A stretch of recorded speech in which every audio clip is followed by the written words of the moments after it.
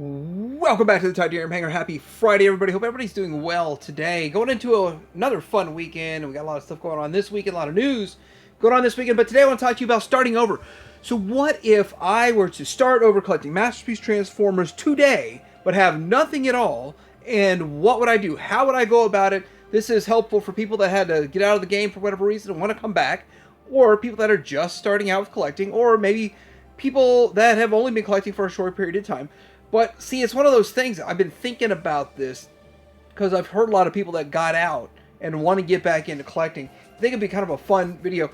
And a couple of these strategies and techniques can be utilized even for people that have been collecting for a few years. So we're going to get into talking about this. I'll discuss my thoughts on this, give some specific recommendations, and more on this Friday coming up.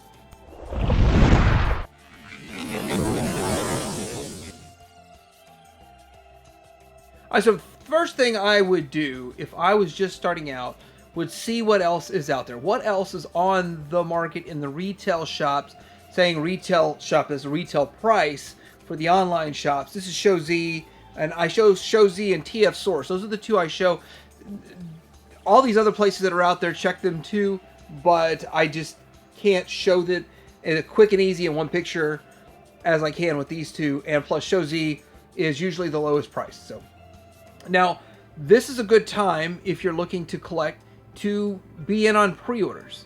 What's coming up? You can usually get the best price if you pre-order it. Sometimes if product lingers, it goes on sale down the road, but if you roll the dice on that, then clearance chicken, you might miss out. And once this Masterpiece stuff sells out, good luck getting it on the secondary market for a good price. So that is definitely what I would suggest. Focus more on what's at retail or currently available, or what's up for pre-order, than trying to retroactively buy stuff that was released in the past. Now, you'll get to a point in your collecting where that's something you'll need to do, and I'll go over that in recommendations. But here we go. I would suggest getting on like the Devastator pre-order, any of the mini bots, or whatever you're interested in, looking forward to get those pre-orders going. Do you understand, though, there might be a time where you get, like I just did, have 13 pre-orders show up all in the same week or so. That's devastating. Also, at the top left there with that Bandit, this is a good time to buy the Bandit. Buy that to get the Fans Toys Minosaur, because now there's that upgrade kit, so you could just plug all those on there, and for $400 plus like $100 and something for an upgrade kit, so $500 you'd have yourself a really nice Minosaur. That's a trick or a tactic. Also, I'm jumping over to TF Source. Show Z is usually the best price and everything, which is why they sell out fastest. TF Source is, of all these U.S. retailers, the easiest one for me to A, navigate, and B, show pictures of. And C, it's my backup if I visited Show Z. So, anyway, here we go with what's going on with the Fans Toys. What's there for the Fans Toys. If you're interested in this stuff, get your pre-orders in, or you could just buy it. However it goes, if it's in stock. But I do like to show this kind of stuff so that you know what's out there. And knowing what's out there, knowing what's available, knowing I guess there's no MSRP. So what these shops are selling it for, maybe you do find a better deal on eBay or something, but generally you won't. You generally won't unless an item just came out. So a figure just comes out, and we'll be talking about all these individuals here in just a little bit, but if a figure gets released that's better than an older version, you might be able to snag up an older version for a lower price, and we will get into some individual recommendations right now. This is X-Transbots at TF Source. All right, so first of all, most people that collect Masterpiece give themselves their own rules, and it's not bad to set rules, set parameters, set borders, set some sort of limits to what you're doing, the scope of your collecting, the budget of your collecting, all that. Those are all good things to do, so I wouldn't go against that. But here we are looking at a checklist, and that checklist is coming from g1universe.com/checklists, which is nice to have a little checklist. Say, hey, let's check off all the characters, and do I have them all from each of these years, no matter what company they come from. Did we get them? And a lot of people will start in 1984, so I'm just going to go over a few of these characters. First off is Optimus Prime. The first one I would suggest to get Magic Square. Hey, but if you're anything like me back in actual 1984, Optimus Prime wasn't my first figure I got. I got like 6 other smaller, cheaper figures built up to Christmas getting the Optimus Prime and the Megatron. But anyway, Magic Square I think is the best looking one. It is a little more lightweight than say the Takara version. Neither one of them have really much diecast to them, but I would recommend Magic Square. Whenever it's up at a retail shop, it's usually like $115 to $130 or something like that. And maybe you can still get them on eBay for a decent price too. But to me, it's the best one. Get the 2.0 version. Even the 1.0 wasn't bad, but the 2.0 is one I like the most. And I like the cartoon deco, but there's several different decos. And the other thing about Magic Square is they are always looking for another excuse to put this back out, make more money on it, and slight different color variations. Also, the Takara MP44, the KO, it's great. I mean, the MP44 is a great figure. The transformation sucks, which is another reason why I like this more. But overall, I would just get the Magic Square and be happy. Next, looking at Jazz, I would suggest the Fans Toys version, and I think call it Jive. Fans Toys Jive. They did make 2 versions. One was the standard, one was the toy, and the toy was significantly more expensive. It was like $220. So I would just get the standard one, which I do standard one in bot mode, and the toy version in alt mode, which it shines more in alt mode anyway. And if you can't find the Jive for a good price, I would go just get the Make toys. The Make toys Downbeat has been made in like 4 different releases and iterations, slight different iterations. Definitely worthwhile to pick that one up. Great looking figure. Overall, Fans Toys to me still the winner, but Make Toys is really close. Not a bad figure at all. Next, we're currently in this head-to-head battle of Ironhide, and when I say Ironhide, it also is Ratchet, so... the thing is that the Warhorse is just now released. I haven't really even watched videos on it yet other than a quick transformation from Fans Toys to see kind of how it works. And I believe this to be overly engineered for what it does.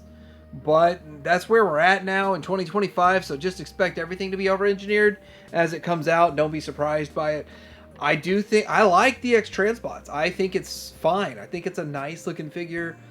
So one on the left is X-Transbots, the one on the right is the Fans Toys, and the Fans Toys one, it looks good too. I don't think you can go wrong getting either one. I'm going to have a tough time saying which one is definitively the best, but at the same time, they're both light years better than what Takara gave us. So if I'm starting today, I could have just avoided the entire Takara one. Next up is Hound. It goes to the Takara. Takara wins the Hound, the Masterpiece Hound, and at this point, I'm actually forgetting what MP it is. Alright, it's MP47, but here's the thing. You can get a 4th party of it, and I think the 4th party one has stronger plastic than what Takara used, and I'm just saying, my KO didn't break, and so, anyhow. That's what I'd go with. I would rock the KO of Hound. Now, I'm going to throw a lot of KOs out there. Maybe, hey, go get the official if you want to spend $100 more. It's not going to hurt my feelings. It's not going to break my heart. But I'm telling you what I would do. That's what this is. And the reason I say I would, I have a KO. I have a lot of KOs. About 25% of my collection is KO. And I'm proud of it. So it is what it is. Well, not proud of it if I'm going to resell it because it doesn't get you much on the secondary market. When it comes to Sunstreaker, I'm going to say everything I said with Hound. And then ditto. Only I never really heard of the Takara one having any issues with breakage. I mean, some people probably did, but I just never heard about it. So I don't know if the KO is superior to it in that regard, but the 4th party KO is probably the easiest one to get your hands on at this point. And it's the one I have in my collection. I didn't buy the official. I waited for the KO. And I got it, and I'm happy with it. And it's the Sunstreaker in my collection right now. If I was starting over, I'd go for this. I think Sideswipe's the easiest of all of them. The DX9 did a great job with theirs. Fantastic figure. It doesn't matter if you get the first version, second version. With the first one had silver feet and a few more things that were more real world. The second one was more closer to cartoony, just changing the feet and a couple other paint apps slightly to make it more cartoony, but Side by side, you'd notice differences. If you just had either one on the shelf, you wouldn't be able to tell the difference. Still better, way better than what Takara did. But of course, you know, Takara's is now reaching like 12 or 13 years old. So 2012, yeah, 13 years old. And with this, it's this year. It just came out. I think they did a fantastic job with it, and I would recommend it. I wouldn't wait for the fans' toys on it either. I would get this. It's priced reasonably, like $85, and yeah, I would get this. I do have this. When it comes to gears, and I think all three of these are in the 1984 category. I'd have to look at that list again, but I would go with the gears. I'd get Fans Toys Variator, and for all three of these, I'd go Fans Toys, by the way. Just is what it is, what it is, what it is.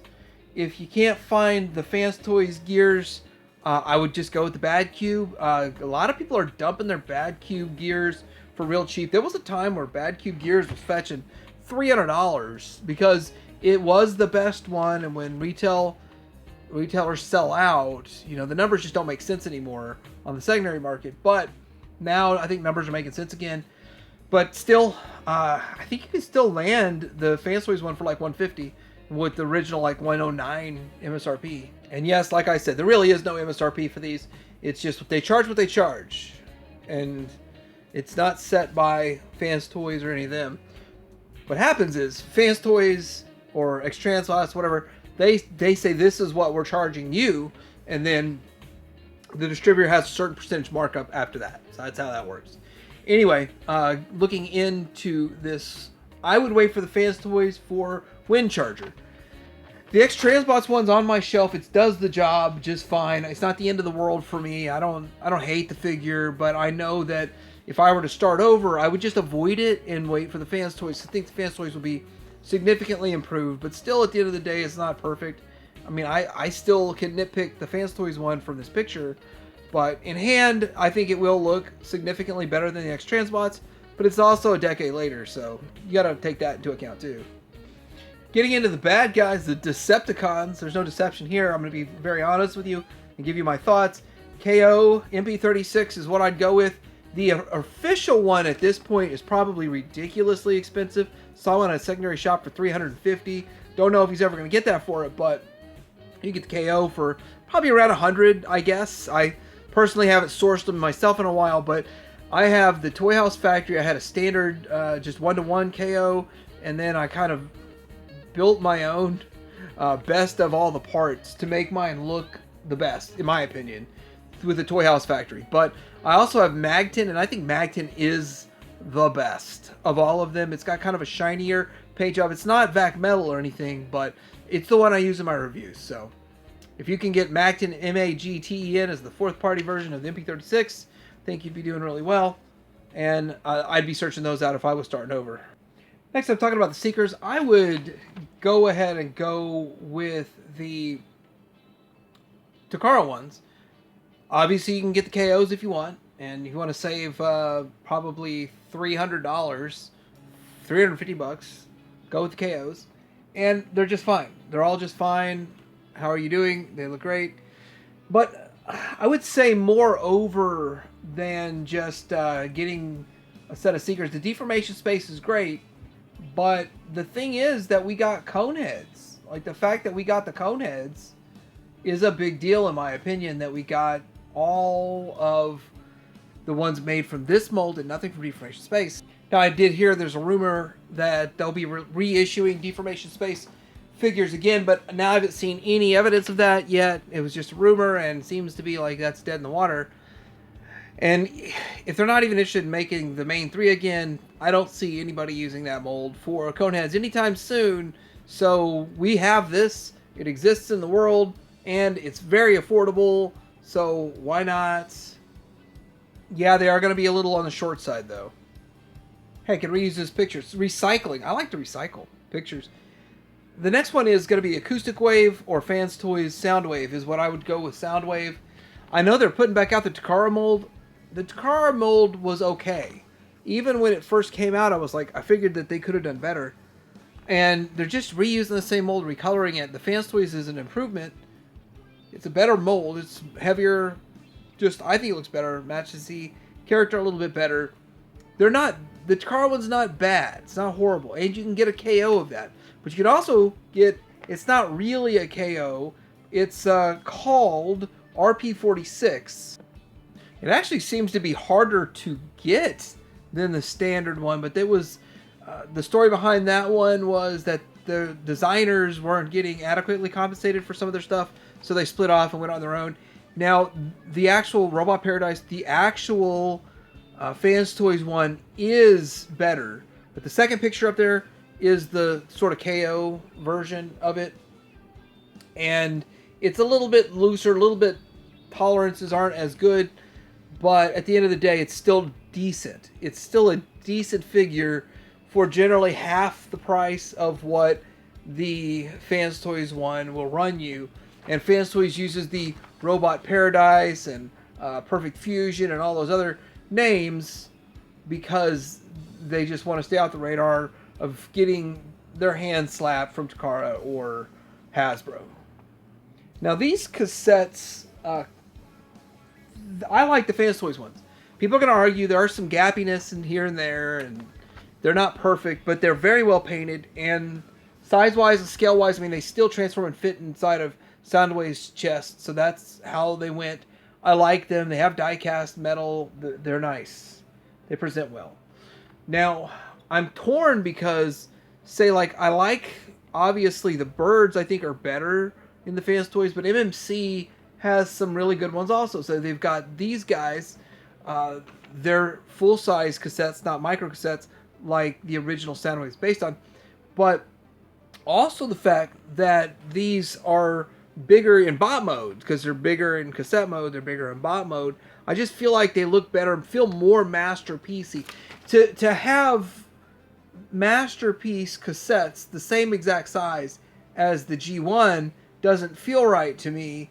So to have MMC scale them up, it's better. Their birds are too big, so I will say that. But I do look forward to everything else coming from MMC. And with that, I would track these down, if I could. Lastly, coming full circle, I'm going to say that I would be in on the Studio Series version of Unicron if I missed out on HasLab. If I was starting over today and I was like, well, do I want the HasLab Unicron? I probably wouldn't pony up $2,000 for it, and I would just get by with one of these, usually $400 or something like that, to get the 01 Studio or quote-unquote Zeta. But this one is going to be clear, so there's no real picture of it, but it's up for pre-order right now. That shows the store if you're interested. So these aren't really strategies I would only use if I was starting out. These are strategies I use every single day. This is what I do.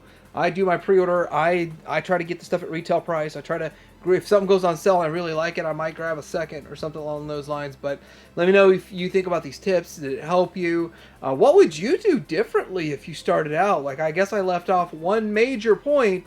I would try not to get too many doubles. Ty Deer, hang around.